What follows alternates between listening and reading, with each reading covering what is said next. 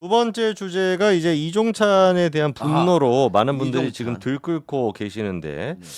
아들이죠. 이철우 교수입니다. 연세대학교. 네네. 근데 이분은 법학전문대학원 교수인데 왜 네. 자꾸 역사 얘기하시는지 모르겠는데 그러니까 이철우 교수가 이번에 이제 그 지난번에 동아일보를 통해 가지고 윤석열 대통령이 참모들한테 도대체 이종찬 회장이 왜 이러시는지 잘 이해가 안 된다 이런 얘기를 했다라는 게 보도가 됐는데 이철우 교수가 동아일보를 통해 가지고 월요일 날 또 인터뷰를 했습니다. 네. 근데 그 내용을 들어보니까 대통령이 일제 식민 지배가 불법 무효라는 대한민국의 일관된 기조를 분명하게 밝혀 모든 논란을 없애길 바란다 이런 얘기를 하시는데 이분이 이제 제가 좀 이해가 안 되는 게 언제 도대체 윤석열 정부나 대한민국에서 식민 지배가 불법이 아니다 이런 얘기를 한 적이 있습니까?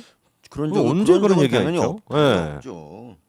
아니, 대통령은 그런 분이 아닌데 지금 이제 대통령 지지율이 낮으니까 정말 개나 소나 지금 다 공격하고 있는 것 같고요. 네. 이분 같은 경우는 결국 이제 아버지가 이종찬이잖아요. 그렇죠. 그래서 결국 아버지 편 드는 거라고 생각합니다 저는. 이번에 그래서 근거를 좀 제가 찾아보니까 네. 대통령이 이번에 광복절 그 축사하실 때 네. 대한민국 임시정부라고 얘기하지 않고 상해 임시정부라고 얘기를 했거든요. 네. 근데 상해 임시정부라고 얘기한 것이 바로 이제 대한민국 임시정부 1919년도 임시정부를 부정하는 것이다. 뭐 이렇게 주장을 하세요, 이분이. 상해 임시정부라고도 많이 했었는데. 아니 상해 임시정부는 백과사전에 있는 말이에요. 그러니까. 네. 아니 상해에 있으니까 상해 임시정부지 그럼 뭐라 그래요 진짜. 그걸 정말 나는 정말 이렇게 말꼬리 잡고 근데 이분이 그리고 얘기하는 것도 그러니까 이거예요. 그 대한민국 뭐 정체성 부정하는 그런 게 뭐 일제 수탈을 부정하는 낙성대 경제연구소 소장. 사실 낙성대 경제연구소 소장이 뭐 하는 사람인지 잘 모르겠는데 박이택 소장이긴 합니다. 이게 뭐가 그렇게 중요하고 한국학 중앙연구원장에 반일 종족주의 공저자를 임명하고 김나경 교수죠. 독립기념관장에 논란이 많은 인물을 이걸 도발로 느끼지 않겠느냐라고 이제 아버지 편을 드는 거예요. 난 정말 이해가 안 가는 게 그러면 그 아버지가 자기가 밀던 사람이 이제 독립기념관장 안 됐으니까 지금 이 난리치는 거 그런 내막도 좀 얘기해야 되지 않나? 좀 공평하게 아니 자기가 추천한 사람이 준비가 전혀 안 돼서 독립기념관을 어떻게 앞으로 키우겠냐 그랬더니 뭐 난 모른다 뭐 이렇게 대답한 거 이런 사람을 어떻게 뽑냐고. 그러니까 재정 문제가 있으면 어떻게 대처할 겁니까라고 물어봤더니 생각해 본 적이 없다라고 그러니까. 얘기하던데. 아무 기가 생각 막힌 없는 사람을 얘기죠. 어떻게 임명을 하냐고. 그게 더 나쁜 거예요. 그러니까 출신이 중요한 게 아니라 앞으로 독립기념관장 맡아서 잘할 사람이 필요한 거고 사실 이 사람도 인정했듯이 꼭 그 광복 뭐 독립군의 후예만이 이런 자리를 차지할 필요는 없습니다. 근데 지금 그러고 있기 때문에 이 난리가 나는 거라 생각합니다.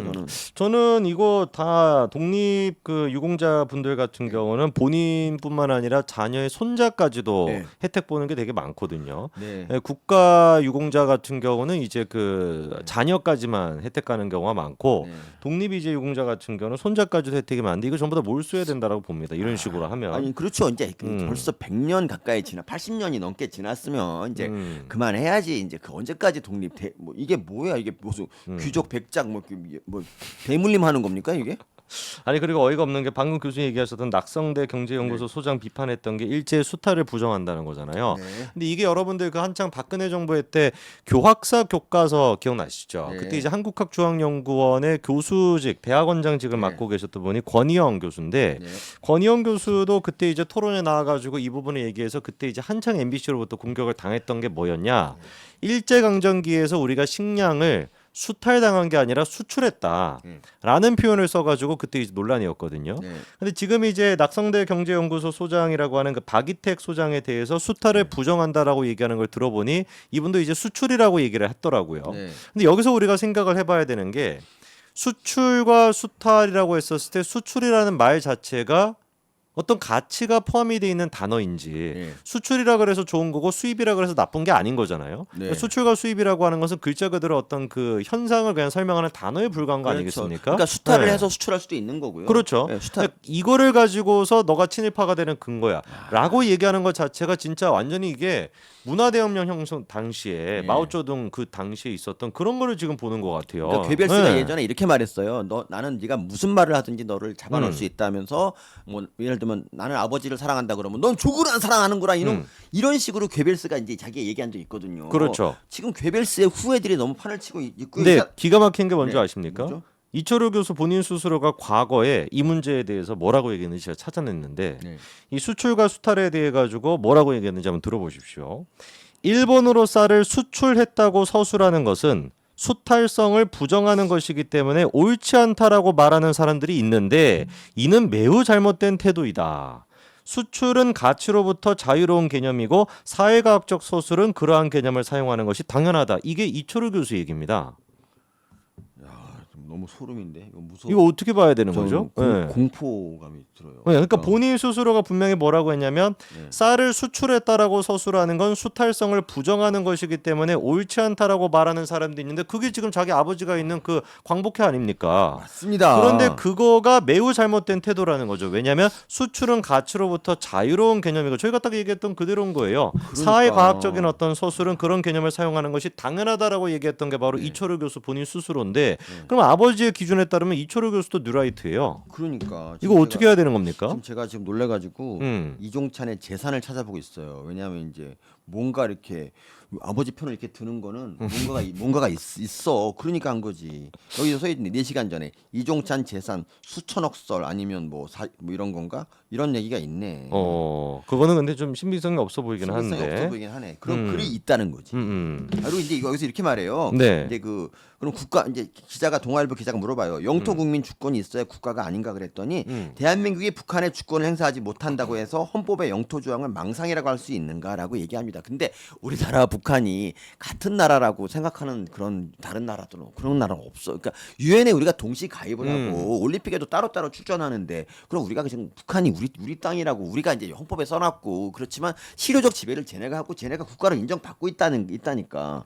그냥 이런 걸 가지고 지금 시비를 걸고 역시 그 상해에 있는 조그만 그 사무실이 진짜 우리나라라고 하는 거가 좀 나는 어이가 없습니다. 진짜. 그게 그러니까 좀 납득이 잘 안 되는 게 그 저기 인터뷰에서도 하는 얘기가 이분의 그 사고 방식이 어떻게 돼 있냐면 저도 좀 놀란 게 1948년도에 법률적으로 우리가 대한민국이 만들어진 거 아닙니까? 네. 그리고 이제 1945년도에 강복이 있었고 19년도에 임시정부가 있었던 건데 이철우 교수의 얘기는 뭐냐면 대한제국 때부터 고종이 있었던 대한제국 그 대한제국부터 1919년 이분은 1919년도 임시정부라고 안 해요. 1919년 대한민국이라고 하더라고요. 대한민국이라 그래. 대한민국이란 거 그 말 있지도 않았는데. 그러니까요. 그때는 그냥 대한민국이라는 거 존재하지도 않았는데 그렇지. 이철우 교수 같은 경우는 대한제국과 1919년도 대한민국과 1948년도 대한민국은 세 개가 똑같은 것이다 이렇게 얘기를 하더라고요.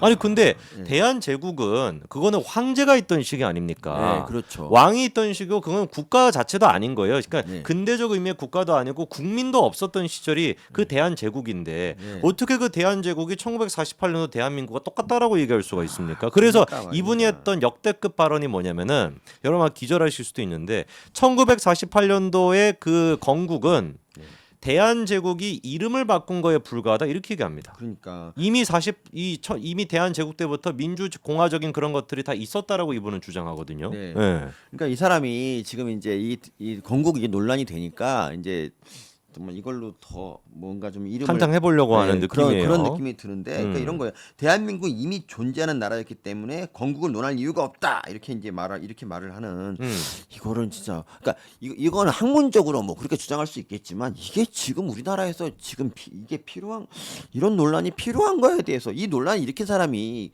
그냥 아버지 아닙니까? 아버지랑 아들 지금 부자가 네. 쌍으로 그러는 거예요. 정말 이런 거를 갖다 이렇게 진짜 쌍으로 아니, 어쨌든 효도라는 거는요 아버지가 좀 이상하면 아버지 이러시면 안 됩니다라고 하는 그렇죠. 게 효도지 치료를 받게끔 하고. 아버지 편을 들어가지고 논란을 부추기는 건 아니죠. 그러니까 사실 이철우 이분은 뭐 윤석열 대통령하고 친구였고 어쨌든 집권하는데 도움이 좀 줬잖아요. 그렇죠. 그랬으면 좀 책임을 져야지. 지금 뭐라 그러냐면 뭐 중도 지향성이 약해졌다 그러는데.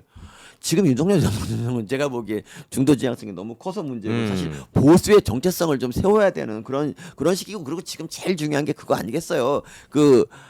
우리 그 북한에 대적해서 한미일 잘 하는 거고 그런데 계속 그냥 일본한테 나쁜 놈 하는 게 난 진짜 이게 언제까지 그러니까 광복절 때야 뭐 그럴 수 있어도 계속 그냥 그렇게 하는 게 난 너무 피곤해 인생 자체가. 맞습니다. 네.